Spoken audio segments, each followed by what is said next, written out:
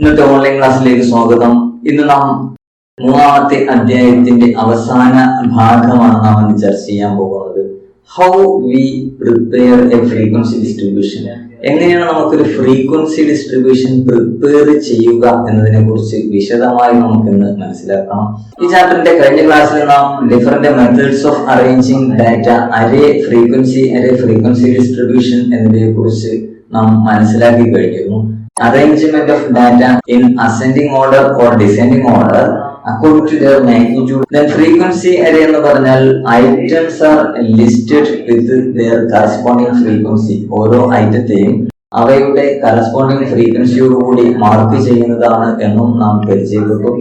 Frequency distribution എന്നത് ഒരു ഡാറ്റയെ അവയെ വ്യത്യസ്ത ഗ്രൂപ്പുകളായി, ക്ലാസുകളായി തരം തിരിച്ച് അവയുടെ കറസ്പോണ്ടിങ് ഫ്രീക്വൻസി മാർക്ക് ചെയ്യുന്ന രൂപത്തെയാണ് നാം ഫ്രീക്വൻസി ഡിസ്ട്രിബ്യൂഷൻ എന്ന് വിളിക്കുന്നത് എന്ന് നാം മനസ്സിലാക്കിയിരുന്നു.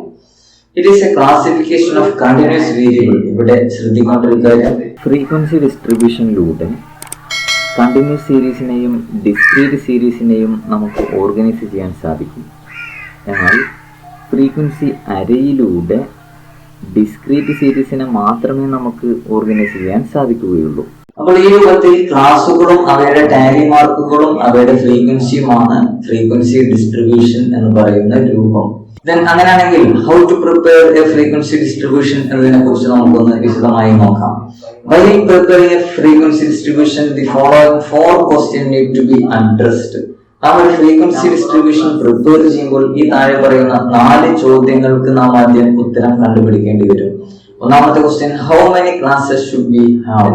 നമുക്ക് എത്ര ക്ലാസുകളാണ് വേണ്ടത് എന്നതാണ് ആദ്യത്തെ നാം നേരിടേണ്ട ചോദ്യം. രണ്ടാമത്തെ question, what should be the size of each class? ഓരോ ക്ലാസുകളുടെയും സൈസ് എന്തായിരിക്കണം? How should we determine the class limits? Class ലിമിറ്റുകൾ നാം എങ്ങനെ ഡിറ്റർമിൻ ചെയ്യുന്നു? How should we get the frequency for each class? ഓരോ ക്ലാസിന്റെയും ഫ്രീക്വൻസി നമുക്ക് എങ്ങനെ ലഭിക്കുന്നു? തുടങ്ങി 4 ചോദ്യങ്ങൾ, 4 കാര്യങ്ങൾ നാം അഡ്രസ് ചെയ്യുന്നതോടുകൂടി നമുക്ക് സൗകര്യപൂർവ്വം ഒരു ഫ്രീക്വൻസി ഡിസ്ട്രിബ്യൂഷൻ പ്രിപ്പയർ ചെയ്യാൻ സാധിക്കും. അപ്പോൾ ഒന്നാമത്തെ ക്വസ്റ്റ്യൻ നാം നേരിടുന്നത് how many classes should we have എന്നാണ്. നമുക്ക് എത്ര ക്ലാസുകൾ വേണം? അപ്പോൾ we first find what extent the variable change in value. നമ്മുടെ വാല്യൂവിന്റെ, നമ്മുടെ കൈവശമുള്ള റോ ഡാറ്റയുടെ എത്ര എക്സ്റ്റെന്റിൽ അത് വ്യാപിച്ച് കിടക്കുന്നു എന്ന് മനസ്സിലാക്കുക എന്നതാണ്. അത്തരം മൂല്യത്തെയാണ് നാം റേഞ്ച് എന്ന് വിളിക്കുന്നത്. ഒരു ഉദാഹരണം പരിശോധിച്ചാൽ ഒരു റോ ഡാറ്റ നമുക്കൊന്ന് പരിശോധിച്ച് നോക്കാം. ഒരു റോ ഡാറ്റ തന്നിരിക്കുന്നു. ഈ റോ ഡാറ്റയുടെ എക്സ്റ്റെന്റ്, ഡാറ്റ എത്ര എക്സ്റ്റെന്റിലേക്ക് വ്യാപിച്ച് കിടക്കുന്നു എന്ന് നമുക്ക് ആദ്യം പരിശോധിക്കാം. ഈ ഡാറ്റ നോക്കിയാൽ ഇത് ഒരു അരേ രൂപത്തിൽ, ഇതൊരു ആരോഹണ ക്രമത്തിൽ ക്രമീകരിച്ചിരിക്കുന്നത് കൊണ്ട് വളരെ എളുപ്പം നമുക്ക് ഇതിന്റെ എക്സ്റ്റെന്റ് മനസ്സിലാക്കാൻ സാധിക്കും. ഏറ്റവും ചെറിയ വാല്യൂ 1 ആണ്, ഏറ്റവും വലിയ വാല്യൂ 49 ആണ് എന്ന് നമുക്ക് ഇതിൽ മനസ്സിലാക്കാം. ഓക്കെ, അതിനുശേഷം നാം കണ്ടുപിടിക്കാൻ പോകുന്നത് റേഞ്ച് കാൽക്കുലേറ്റ് ചെയ്യുകയാണ്. ഈ വാല്യൂവിന്റെ റേഞ്ച് ആണ് നമുക്ക് കാൽക്കുലേറ്റ് ചെയ്യേണ്ടത്. എന്താണ് റേഞ്ച് എന്ന് പറഞ്ഞാൽ? It is the difference between largest and smallest value in a distribution. നമുക്ക് തന്നിരിക്കുന്ന ഡിസ്ട്രിബ്യൂഷന്റെ അല്ലെങ്കിൽ നാം കളക്ട് ചെയ്ത ഡാറ്റയിൽ നിന്ന് അതിന്റെ ഏറ്റവും വലിയ സംഖ്യയും ചെറിയ സംഖ്യയും തമ്മിലുള്ള വ്യത്യാസത്തെയാണ് റേഞ്ച് എന്നർത്ഥമാക്കുന്നത്. നമ്മുടെ ഈ ഉദാഹരണം തന്നെ പരിശോധിച്ചാൽ ഇവിടെ ഏറ്റവും വലിയ സംഖ്യ എത്രയാണ്? 49 ആണ്. ഇവിടെ ഏറ്റവും ചെറിയ സംഖ്യ എത്രയാണ്? 1 ആണ്. So 49 minus 1, what is the difference? അതെ, 48 ആണ് ഇവിടുത്തെ difference. So the range of our data is 48. നമ്മുടെ ഈ ഡാറ്റയുടെ റേഞ്ച് അഥവാ എക്സ്റ്റെന്റ് എന്ന് പറയുന്നത് 48 ആണ് എന്ന് നമുക്ക് മനസ്സിലായി. വീണ്ടും നാം അടുത്ത ക്വസ്റ്റ്യനിലേക്ക് കടക്കുന്നു. We need 5 classes. നമുക്ക് 5 ക്ലാസുകൾ വേണമെന്ന് നാം തീരുമാനിച്ചിട്ടുണ്ട് എങ്കിൽ, so we have to determine the size of the class. പിന്നീട് നാം ക്ലാസിന്റെ സൈസ് നമുക്ക് തീരുമാനിക്കണം. എങ്ങനെ നമുക്ക് സൈസ് തീരുമാനിക്കാം? Size of the class is equal to range divided by number of class. നമുക്ക് ലഭിച്ച റേഞ്ചിനെ നമ്പർ ഓഫ് ക്ലാസ് കൊണ്ട് ഡിവൈഡ് ചെയ്താൽ നമുക്ക് ക്ലാസിന്റെ സൈസ് ലഭിക്കുന്നു. അതായത് നമുക്ക് ലഭിച്ച 48 എന്ന് പറഞ്ഞ വാല്യൂവിനെ നാം തീരുമാനിച്ച 5 ക്ലാസ് എന്ന ക്ലാസുകളുടെ എണ്ണം കൊണ്ട് ഹരിക്കുമ്പോൾ 9.6 എന്നൊരു വാല്യൂ നമുക്ക് ലഭിച്ചു. 9.6 ആണ് നമ്മുടെ ക്ലാസുകളുടെ സൈസ് എന്ന് മനസ്സിലായി. അതിനെ നാം ഒന്ന് റൗണ്ട് ചെയ്തെടുത്താൽ ദാറ്റ് ഈസ് ഈക്വൽ ടു 10. അപ്പോൾ നമ്മുടെ ക്ലാസിന്റെ സൈസ് 10 ആണ് എന്ന് നമുക്ക് മനസ്സിലാക്കാം. ഇനി ചില സന്ദർഭങ്ങളിൽ നാം സൈസ് ഓഫ് ദ ക്ലാസ് 10 ആയിരിക്കണമെന്ന് അല്ലെങ്കിൽ 5 ആവണമെന്നോ 10 ആവണമെന്നോ നമ്മൾ തീരുമാനിക്കുകയാണെങ്കിൽ നമുക്ക് എത്ര ക്ലാസ് ഉണ്ടാവുമെന്ന് നമുക്ക് കണ്ടുപിടിക്കേണ്ടി വരും. അത്തരം സന്ദർഭങ്ങളിൽ number of the class is equal to range divided by size of the class. Number of class ആണ് നാം തീരുമാനിക്കേണ്ടത്. സൈസ് ഓഫ് ദ ക്ലാസ് നാം ആദ്യമേ തീരുമാനിച്ചിട്ടുണ്ട് എങ്കിൽ നമ്മുടെ റേഞ്ച്, നമ്മുടെ ഡാറ്റയുടെ റേഞ്ചിന് സൈസ് ഓഫ് ദ ക്ലാസ് കൊണ്ട് ഡിവൈഡ് ചെയ്യുന്നു. അഥവാ 48നെ 10 കൊണ്ട് ഹരിക്കുമ്പോൾ ഈസ് ഈക്വൽ ടു 4.8 എന്ന് ലഭിക്കുന്നു. 4.8 എന്ന് ലഭിക്കുമ്പോൾ അതിനെ നാം റൗണ്ട് ചെയ്ത് 5ലേക്ക് കൊണ്ടുവരുന്നു. So the number of the class is equal to 5 എന്ന് നമുക്ക് ലഭിച്ചു. ഇപ്പൊ ചുരുക്കി പറഞ്ഞാൽ ഈ രൂപത്തിൽ റേഞ്ച് കാൽക്കുലേറ്റ് ചെയ്ത ശേഷം size of the class or number of the class രണ്ടിൽ ഒന്ന് നാം തീരുമാനിക്കുകയും മറ്റൊന്നിനെ നാം കണ്ടുപിടിക്കുകയും ചെയ്യേണ്ടി വരുന്നു. ഓക്കെ, ദെൻ 5 ക്ലാസ് എന്ന് നാം കണ്ടു, ക്ലാസ് ഇന്റർവെൽ 10 എന്ന് കണ്ടു. അങ്ങനെയാണെങ്കിൽ നാം എങ്ങനെ ക്ലാസ് തീരുമാനിക്കും? ഓക്കെ, ഇവിടെ ക്ലാസുകൾ 5 ക്ലാസുകൾ നാം രേഖപ്പെടുത്തിയിരിക്കുന്നു. ഒന്നാമത്തെ ക്ലാസ് 0 to 10 എന്ന് പറയുന്ന 10 ആണ് നമ്മുടെ ക്ലാസിന്റെ സൈസ്. രണ്ടാമത്തെ ക്ലാസ് 10 to 20, 10 മുതൽ 20 വരെ എന്ന് എഴുതുമ്പോൾ അവിടെയും സൈസ് 10 ആണ്. മൂന്നാമത്തെ ക്ലാസ് 20 to 30 എന്ന് പറയുമ്പോഴും സൈസ് 10 എടുത്തുകൊണ്ട് നാം ക്ലാസ് ഇന്റർവെൽ തീരുമാനിച്ചു. മൂന്നാമത്തെ ക്ലാസിന്റെ ലോവർ ലിമിറ്റ് 30 എന്ന് എഴുതുകയും അപ്പർ ലിമിറ്റ് 40 എന്ന് എഴുതുകയും ചെയ്യുന്നതോടുകൂടി നാലാമത്തെ ക്ലാസ്സും. അഞ്ചാമത്തെ ക്ലാസിന്റെ ലോവർ ലിമിറ്റ് 40യും അപ്പർ ലിമിറ്റ് 50 എന്ന് എഴുതുന്നതോടെ നമുക്കവിടെ ക്ലാസ് ഇന്റർവെൽ അഥവാ class width, size of the class 10 ആവുകയും നമുക്കൊരു ക്ലാസ് കൂടി ലഭിക്കുകയും ചെയ്തു. ഈ രൂപത്തിൽ നാം 5 ക്ലാസുകൾ ക്രമീകരിച്ചു. പിന്നീട് നമുക്ക് തന്നിരിക്കുന്ന ഡാറ്റയിൽ നിന്നും ഓരോ സംഖ്യകളെയും നാം വെട്ടി അതാത് പൊസിഷനുകളിൽ അതാത് ക്ലാസുകളിൽ നാം ടാലി മാർക്കായി രേഖപ്പെടുത്തേണ്ടിയിരിക്കുന്നു. ഒന്നാമതായി ആദ്യത്തെ സംഖ്യ നമുക്ക് 1 ആണ്. 1നെ നാം വെട്ടുന്നു. ഒന്നാമത്തെ ക്ലാസ്സിൽ നാം ഒരു ടാലി മാർക്ക് രേഖപ്പെടുത്തുന്നു. രണ്ടാമത്തെ സംഖ്യ 5 ആണ്. അത് വെട്ടി നാം അടുത്ത ടാലി മാർക്ക് രേഖപ്പെടുത്തുന്നു. മൂന്നാമത്തെ സംഖ്യ 9 ആണ്. അതും ഒന്നാമത്തെ ക്ലാസ്സിലാണ് വരുന്നത്. അവിടെ നാം ടാലി മാർക്ക് രേഖപ്പെടുത്തുന്നു. തൊട്ടടുത്ത സംഖ്യ നമുക്ക് 10 ആണ് ലഭിച്ചിരിക്കുന്നത്. ഈ 10 എന്ന സംഖ്യ നമുക്ക് ഒന്നാമത്തെ ക്ലാസ്സിൽ രേഖപ്പെടുത്തുമോ അതോ രണ്ടാമത്തെ ക്ലാസ്സിലാണോ നാം രേഖപ്പെടുത്തുക? രണ്ടാമത്തെ ക്ലാസ്സിൽ. അതെ, രണ്ടാമത്തെ ക്ലാസ്സിലാണ് നാം രേഖപ്പെടുത്തുക. ഒന്നാമത്തെ ക്ലാസ്സിലെ 10നെ നാം എക്സ്ക്ലൂഡ് ചെയ്തിട്ടുണ്ട്, അതിനെ നാം ഒഴിവാക്കിയിരിക്കുകയാണ്. തൊട്ടടുത്ത സംഖ്യ 15 ആണ് ലഭിച്ചത്. തൊട്ടടുത്ത് 18, 19 ഈ 4 സംഖ്യകളെയും നാം വെട്ടി രണ്ടാമത്തെ ക്ലാസ്സിൽ നാം 4 ടാലി മാർക്കുകൾ രേഖപ്പെടുത്തുന്നു. തൊട്ടടുത്ത സംഖ്യ നമുക്ക് 20 ആണ് ലഭിച്ചിരിക്കുന്നത്. ഓക്കെ, ഇവിടെ നമുക്ക് ലഭിച്ച 20 എന്ന സംഖ്യ നാം രണ്ടാമത്തെ ക്ലാസ്സിലാണോ രേഖപ്പെടുത്തുക അതോ മൂന്നാമത്തെ ക്ലാസ്സിലാണോ രേഖപ്പെടുത്തുക? അതെ, മൂന്നാമത്തെ ക്ലാസ്സിലാണ് നാം രേഖപ്പെടുത്തുക. അവിടെയും നാം രണ്ടാമത്തെ ക്ലാസ്സിൽ നിന്ന് 20നെ നാം എക്സ്ക്ലൂഡ് ചെയ്തിരിക്കുന്നു. അപ്പോൾ ഈ രൂപത്തിൽ നാം മുഴുവൻ ഡാറ്റകളെയും വെട്ടി അതാത് കോളങ്ങളിൽ നാം ടാലി മാർക്ക് രേഖപ്പെടുത്തുന്നു. അതാത് കോളങ്ങളിൽ നാം ടാലി മാർക്കായി രേഖപ്പെടുത്തുന്നു. അങ്ങനെ 22, 24, 25, 26, 26, 27, 29 തുടങ്ങിയ സംഖ്യകളെ നാം മൂന്നാമത്തെ ക്ലാസ്സിൽ രേഖപ്പെടുത്തുന്നതോടുകൂടി അവിടെ മൂന്നാമത്തെ ക്ലാസ്സിലെ സംഖ്യകളുടെ എണ്ണം 8 ആവുകയും തൊട്ടടുത്ത ക്ലാസ്സിൽ ഏകാവശ്യമായ സംഖ്യകൾ നാം വെട്ടി എഴുതുമ്പോൾ അവിടെ 3 നമുക്ക് ലഭിച്ചു. നാലാമത്തെ ക്ലാസ്സിൽ 5ാമത്തെ ക്ലാസ്സിൽ 40 to 50 എന്ന് പറയുന്ന റേഞ്ചിൽ 50 എന്ന് പറയുന്ന ക്ലാസ് ലിമിറ്റിനുള്ളിൽ വരാവുന്ന സംഖ്യകൾ 45ഉം 49ഉമാണ്. 2 സംഖ്യകളെ നാം കിട്ടി. അവിടെ 2 ടാലി മാർക്ക് രേഖപ്പെടുത്തുന്നു. ഇങ്ങനെ ടാലി മാർക്ക് രേഖപ്പെടുത്തിയ ശേഷം ഈ ടാലി മാർക്കിനെ ടോട്ടൽ ചെയ്തുകൊണ്ട് നാം ഫ്രീക്വൻസിയായി വലതുഭാഗത്ത് നാം രേഖപ്പെടുത്തുന്നു.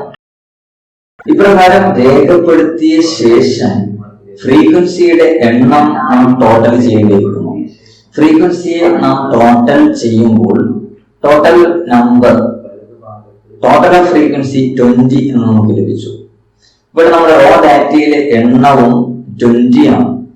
ഇത് രണ്ടും ടാലി ആയിരിക്കണം. അപ്പോൾ ഈ രൂപത്തിൽ ടോട്ടൽ 20 വാല്യൂസിനെ മൊത്തം 20 മൂല്യങ്ങളെ നാം 5 ഗ്രൂപ്പുകളിലേക്ക് 5 ക്ലാസ്സുകളിലേക്ക് നാം ഫ്രീക്വൻസിയായി രേഖപ്പെടുത്തുന്നു. അപ്പോൾ ഇവിടെ ക്ലാസ് ഫ്രീക്വൻസി എന്ന് പറഞ്ഞാൽ the number of values occur in a particular class. ഓരോ ക്ലാസ്സിലും വന്നു ചേരുന്ന വാല്യൂസിന്റെ എണ്ണത്തെയാണ് നാം ഇവിടെ ഫ്രീക്വൻസി എന്ന് വിളിക്കുന്നത്. അപ്പോൾ ടോട്ടൽ വാല്യൂസ് 20 ആണ്, ടോട്ടൽ ഡാറ്റ 20 ആണ് എന്ന് നമുക്ക് മനസ്സിലാവും. ഇവിടെ 10 എന്ന വാല്യൂ നാം 1ാമത്തെ ക്ലാസ്സിൽ മാർക്ക് ചെയ്യുന്നതിന് പകരം അതിനെ എക്സ്ക്ലൂഡ് ചെയ്തിട്ട് നാം 2ാമത്തെ ക്ലാസ്സിലാണ് മാർക്ക് ചെയ്തത്. 20 എന്നതിനെയും അതുപോലെ നാം ചെയ്തു. അതുകൊണ്ട് ഈ രൂപത്തിലുള്ള ഒരു ക്ലാസ്സിനെ എക്സ്ക്ലൂസീവ് ക്ലാസ്സസ് എന്ന് വിളിക്കും. ഇവിടെ കാണുന്ന രൂപത്തിലുള്ള ഒരു ക്ലാസ്സിനെ എക്സ്ക്ലൂസീവ് ക്ലാസ്സസ് എന്ന് വിളിക്കുന്നു. കാരണം 1ാമത്തെ ക്ലാസ്സിലെ അപ്പർ ലിമിറ്റ് ആയ 10 എന്ന വാല്യൂ ആ ക്ലാസ്സിൽ നിന്നും എക്സ്ക്ലൂഡ് ചെയ്തിരിക്കുന്നു. 2ാമത്തെ ക്ലാസ്സിലെ അപ്പർ ലിമിറ്റ് ആയ 20 എന്ന വാല്യൂ 2ാമത്തെ ക്ലാസ്സിൽ നിന്നും എക്സ്ക്ലൂഡ് ചെയ്തിരിക്കുന്നു. 30 എന്ന വാല്യൂ, 40 എന്ന വാല്യൂ, 50 എന്ന് പറയുന്ന അപ്പർ ക്ലാസ് ലിമിറ്റുകളെ are excluded from that class. That is exclusive classes എന്ന് പറഞ്ഞാൽ upper class limits are excluded from that classes. അതാത് ക്ലാസ്സുകളിൽ നിന്നും അവിടെയുള്ള അപ്പർ ക്ലാസ് ലിമിറ്റുകൾ എക്സ്ക്ലൂഡ് ചെയ്തിരിക്കുന്നു. ഈ രൂപത്തെയാണ് നാം എക്സ്ക്ലൂസീവ് ക്ലാസ്സസ് എന്ന് വിളിക്കുന്നത്. That is, upper class limits are excluded from that classes. ആ ക്ലാസ്സുകളിൽ നിന്ന് അപ്പർ ക്ലാസ് ലിമിറ്റുകൾ എക്സ്ക്ലൂഡ് ചെയ്തിരിക്കുന്നു. എക്സ്ക്ലൂസീവ് ആൻഡ് ഇൻക്ലൂസീവ് ഈ 2 രൂപത്തിൽ നമുക്ക് ഫ്രീക്വൻസി ഡിസ്ട്രിബ്യൂഷൻ തയ്യാറാക്കാം. അങ്ങനെയാണെങ്കിൽ മറ്റൊരു രൂപം ഇൻക്ലൂസീവ് ക്ലാസ്സുകളാണ്. Inclusive classes upper limits and lower limits are included in that class. ആ ക്ലാസ്സുകളിൽ അപ്പർ ലിമിറ്റുകളും ലോവർ ലിമിറ്റുകളും അവിടെ ഉൾക്കൊള്ളിച്ചിരിക്കുന്നു. ഒന്നിനെയും ഇവിടെ എക്സ്ക്ലൂഡ് ചെയ്യുന്നില്ല. അപ്പർ ലിമിറ്റിനെയും ലോവർ ലിമിറ്റിനെയും ഇവിടെ ഇൻക്ലൂഡ് ചെയ്തതുകൊണ്ട് ഇതിനെ ഇൻക്ലൂസീവ് ക്ലാസ്സസ് എന്ന് വിളിക്കുന്നു. ഇവിടെ 0 to 9, 10 to 19, 20, 29, 30, 39, 40, 49 എന്ന രൂപത്തിലാണ് ഇവിടെ ക്ലാസ് നൽകുന്നത്. Consequently, there is a gap between upper limit and lower limit. ഈ 2 ക്ലാസ്സുകളും നമുക്ക് ഒരുമിച്ച് ഒരു താരതമ്യം ചെയ്ത് നോക്കാം. ഇവിടെ നമുക്ക് ഒന്നാമതായി ഇൻക്ലൂസീവ് ക്ലാസ്സുകൾ കൊടുത്തിരിക്കുന്നു. 9 അപ്പർ ലിമിറ്റ്, 10 നെക്സ്റ്റ് ക്ലാസിന്റെ lower limit, 19 upper limit, 20 next ക്ലാസിന്റെ lower limit. In exclusive classes 1 to 0 to 10, in exclusive class 0 to 10, 10 to 20, 20 to 30, 30 to 40, 40, 50. The upper class limits are excluded എന്നുകൂടി നാം പറയുന്നു. How to convert inclusive class to exclusive class? ഈ inclusive class ഫോർമാറ്റിലുള്ള ഒരു ഡാറ്റയെ നമുക്ക് exclusive ക്ലാസ്സിലേക്ക് എങ്ങനെ convert ചെയ്യാൻ സാധിക്കും?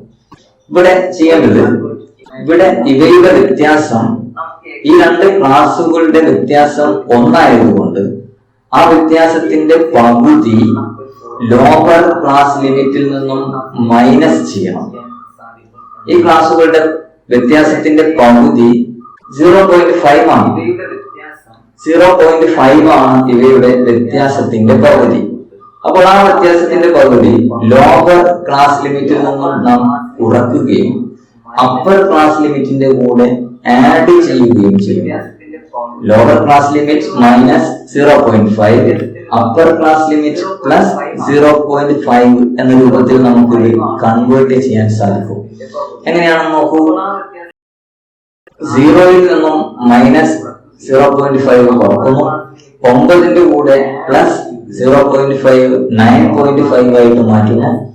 10ൽ നിന്നും 0.5 കുറച്ച് 9.5 ആക്കുന്നു. 19 എന്ന വാല്യൂവിന്റെ കൂടെ 0.5 പ്ലസ് ചെയ്ത് 19.5 ആക്കി മാറ്റുന്നു.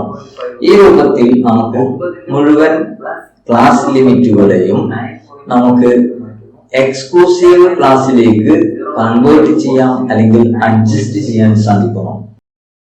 നേരത്തെ പരിചയപ്പെട്ട വസ്തുത class interval, class width, difference between upper limit and lower limit of the ക്ലാസ്സിനെ നാം ക്ലാസ് ഇന്റർവൽ എന്ന് പറഞ്ഞു. ക്ലാസ് മിഡ് പോയിന്റ് എന്ന വാല്യൂ നാം ഇവിടെ പരിചയപ്പെട്ടിട്ടുണ്ട്.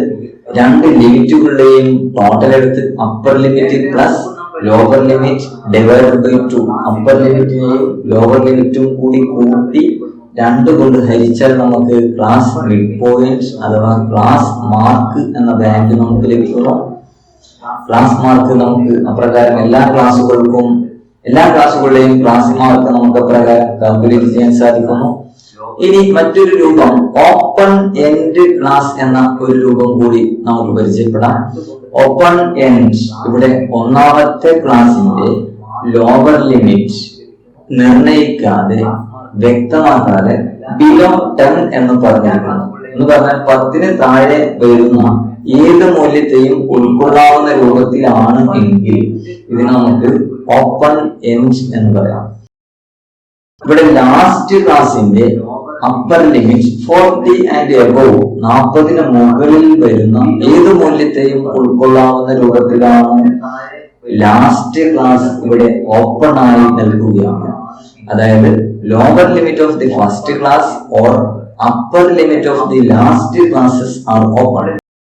ഒന്നാമത്തെ ക്ലാസിന്റെ ലോവർ ലിമിറ്റും ലാസ്റ്റ് ക്ലാസിന്റെ അപ്പർ ലിമിറ്റും ഇവിടെ ഓപ്പൺ ആണ്.